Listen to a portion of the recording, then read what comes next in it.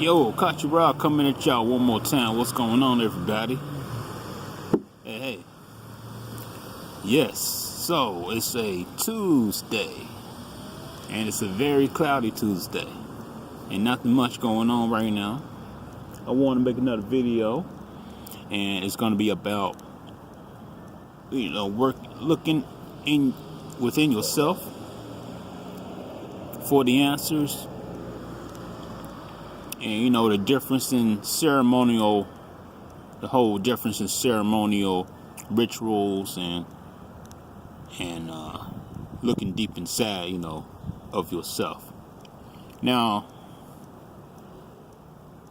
the whole ceremonial rituals got you doing a lot of things, got you grabbing a lot of items, mixing those up, putting this and that together. And what we always, what most occultists would say, make everything about within, about programming your subconscious. So ceremonial ritual is what everybody does already. Every time you get up in the morning, you're doing ceremony. You're brushing your teeth, washing up. You got most people eat the same breakfast every morning. And then you get in your car, drive, get stuck in traffic, go to work, drive home tired, come home, do the same process. I mean, dang, that's a ceremony. Do the same process to get the same profit. You're doing all that to get a profit. So that's part of your ceremony. Work is a ceremonial thing because you're getting something out of it, which is money. So in a way, you can look at currency as a energy, because currency is an energy. So when you're doing all this stuff to get money, which is currency, they need to fix their tires.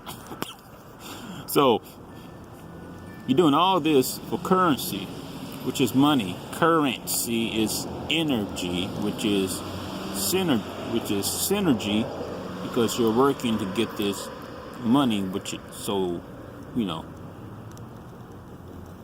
so it's current. Current carries energy, like words, like a vibration, and all that good stuff. Vibration carry energy.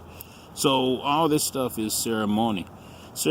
Go to church, or whenever people go to church religiously.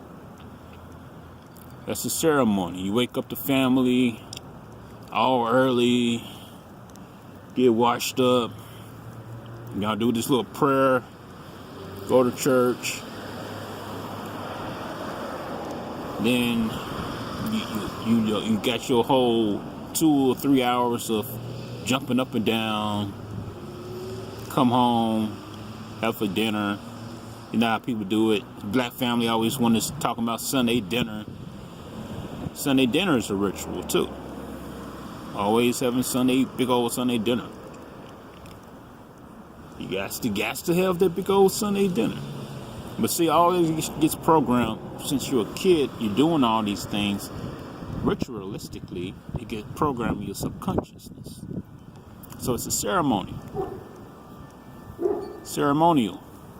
Israelites did ceremonial rituals all the time. Their feast days is a way for you to look at what a ceremonial ritual is.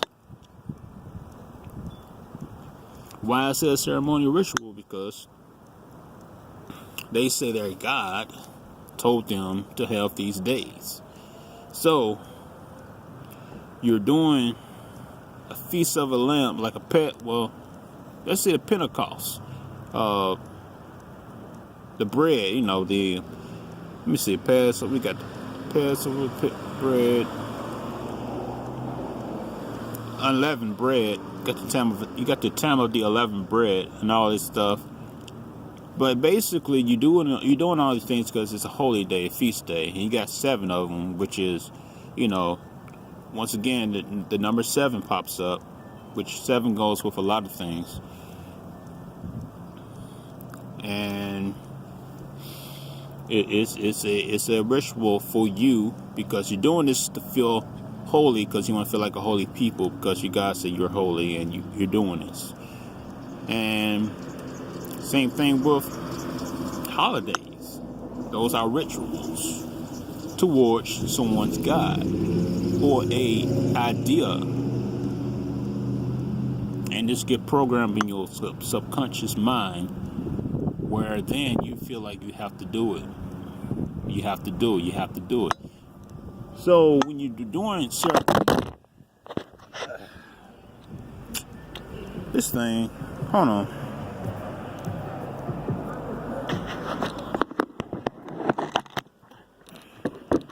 There you go. Not bad. This is good. I gotta get some more rubber at the bottom of my stand. Stop popping out. Okay, so when you're doing ceremonial rituals, you're basically, that's what you're doing. It's supposed to be long. So while you go through the process, you're programming your subconscious mind. That's the whole thing with magic. You're using it to program yourself to accomplish a goal. So those with melanin, you know, like this, and there's lots of things people do. I don't have to draw all these like symbols and all this junk. All I can do is just basically, I can draw a picture like a sigil. And the sigil is a representation of what I want to accomplish inside of myself. I think I'm skipping ahead. But basically, yeah. Let me back up. Go back to ceremonial magic, because that's what it's for. You're doing a process so long, pre-long, that you just is where it's no longer a thought to you. You're doing it because it's within you. Just like how people go to church, they have to break out of it. Most people go to church because it's in their subconscious. It's built into them. So that's what ceremony is. Oh man. Okay. That's what it is. So when you do a ceremony ritual, you're programming your subconscious mind. So you can do these things differently. You can program your subconscious mind differently by simply building, working on yourself, or meditating. Meditating is a way to program your subconscious mind. Meditating, and then listening to some music. What I do is I listen to binary beats. I listen to binary beats and listen to music, and then I just meditate on what you want to accomplish, because you're basically working on your subconscious mind. So you don't really have to do all that pre-long ceremonial stuff that people do in initiations. You're just basically programming your own mind. Now, if you want to do that, you can, but that's for the person that's not deep into, or who's just working on building up themselves. Or, like for instance, like for the old souls versus the new souls, if you want to say it like that, because we get it. If you're an old soul, you'll get it. You'll be like, okay, I got it. Bam, bam, boom, boom. Just give me the basics, and then I can do it myself. I can figure something out myself, because you know it's about your subconscious. But someone who don't get it, they're gonna have to get the long process out so they can build up their subconscious. That's why sigil magic, now I can talk about it, is good, because you're basically working on your subconscious. And it's not, and people think of magic as something evil, But it's not. It's not. Nothing like that at all. It's just basically working on yourself. Subconsciousness. Everything's within. So everything's within. That's why you're invoking something within. Now, if you got the melanin, if you got that, if you got the black dot, the melanin, that black magic, what people like to say, you got it. You got it. You understand what that is. You understand what I'm talking about. You don't have to do all that. What people be doing, drawing big old circles on the ground and all the junk. Nah. I just think it. Mental. It's all mental. So working on your subconscious, building up your subconscious. That's all what you're doing. That's all what you're doing. Hold on. See, I got this stand. It just keep popping off.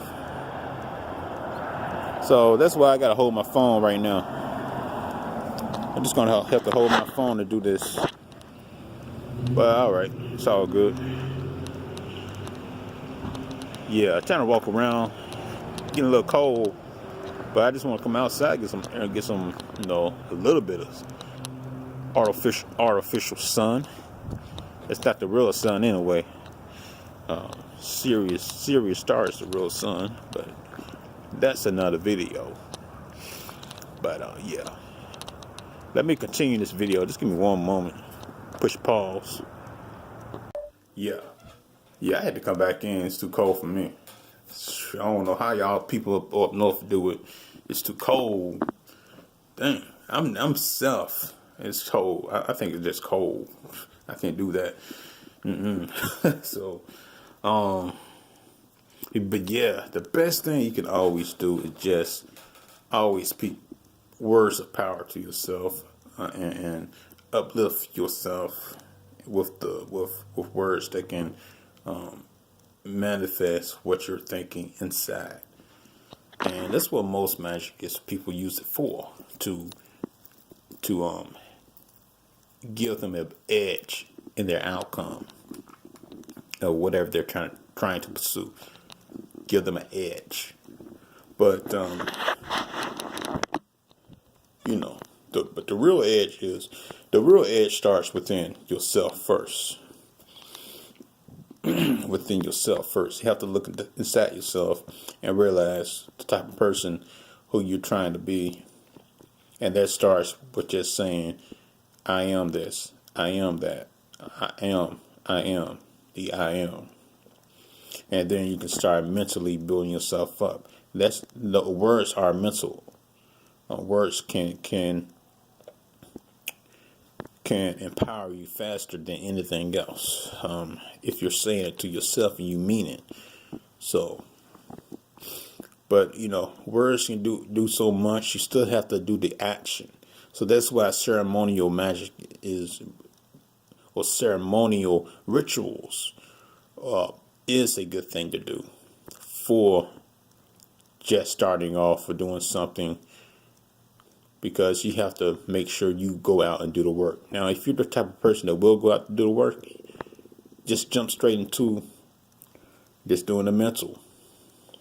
If you know you're the type of go-getter. But if you need the type of push, then go and do the whole type of ceremonial stuff, like get a book, and some of these books have like get like 7 teaspoons of honey, then a half a jar of ginger and juice and all this stuff. You get all those ingredients to do this and that, follow the whole thing. While you do it, you're thinking inside of your mind, okay, this is going to work, because nothing will work unless you actually believe it. It's all mental. We can invoke within our hearts, with ourselves, because we are that actual power. We are walking solar beings, so we are sun generators. That's why the spirits use us, because we are the sun generators. We generate energy for them. So that's why when you do these type of things, you may feel tired or whatnot because you're using the energy around you. Like that's why it's so taxing sometimes, people who do spiritual work, because the energy drains them. And you can, and it comes right back. It depends on the person. Like I said, I have a lot of energy. I do a lot of wisdom stuff, like reading and looking for stuff and wisdom type of things. And yeah, I could be up all night reading. I'm still tired, and I still love reading. I just love to read and find information. But it can get you tired. But you gotta go to sleep. You gotta, relax yourself, reset your body. But I just love doing it. So, but that's what it is. That's why, you go to, even in church, when you jump around like, you're throwing out your energy for other spirits to latch on to. When you say Holy Spirit, what Holy Spirit? You don't got your name. You don't got a name. So any any spirit that wants to proclaim it's holy can come. Many spirits got names. Most spirits won't give you their name. If you get a spirit name, just like that book Rumpelstiltskin, he didn't want to give his name out, because once that person have your name, you have the power to then cast them away or tell them to come. Or the name is important. Those little children's stories are amazingly amazing, because they actually tell you something deep within the story, within those mythologies, that is true. Most spirits don't give you a name, because once you know their name, you got power over them.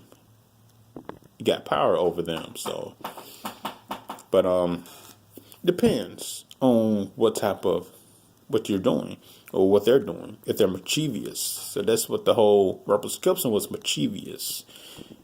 If you're not mischievous, then you can read people's energy. If you're really good at it, read energies, then you can tell, what's this and this and this is. But anyway, that's a difference in. That's what I want to talk about, the difference in ceremonial versus mental, versus the mental mind. You first have to do the work to put an idea in your mind. But if you're strong enough, you can put the idea in your mind and just blossom. So that's the whole thing with using magic to empower yourself. Or I like these, or a life hack. Let's call it life hacks, because people, when they hear magic, they get spooked out due to religion. So just call it a life hack. Life hacks.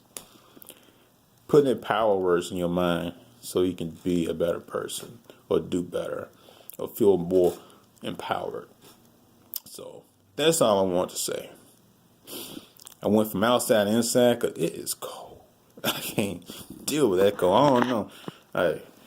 I'm glad I don't have real snow outside. I'm in that. I'm in like